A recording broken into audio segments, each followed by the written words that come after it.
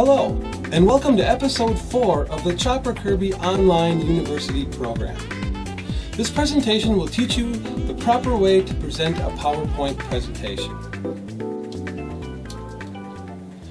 We will go over the basics, then move on to some finer points, and finally there will be a group participation and essay section. The first thing to do is introduce yourself and explain your title. Also, give a little personal information about yourself in a desperate yet ineffective attempt to endear yourself to the audience. Hello, I'm Chopper Kirby. I work in marketing. This is the first time I've given a PowerPoint presentation, and I'm already an expert at it. It is unbelievably important to number everything. You should read only the words on each slide and offer no new information. Keep your voice nice and even. Betray no excitement about the content of your presentation. This is considered bad form.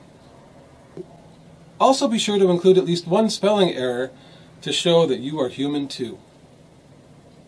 Tell your audience to hold all questions until the end of the presentation so that they will forget about them.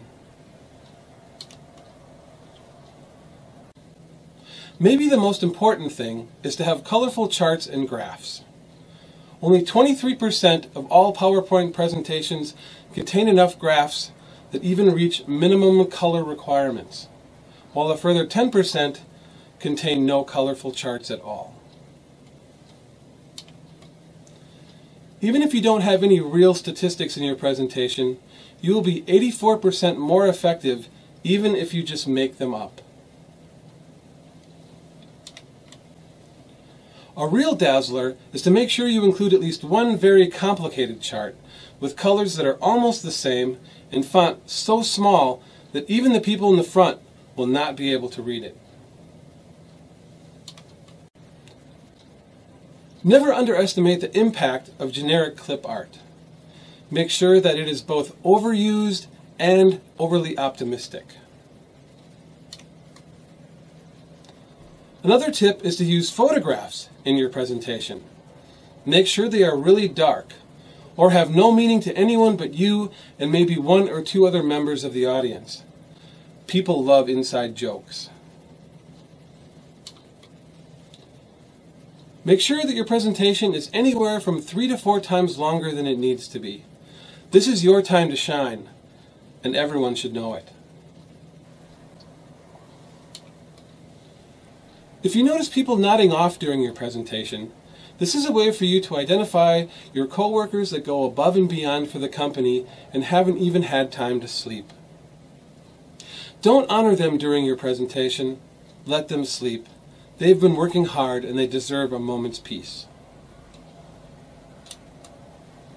Near the end of any great presentation, make sure to employ some hollow slogan that has no real meaning but sounds like it might. This will cause your audience to become so annoyed that they will forget any questions they had about the subject matter.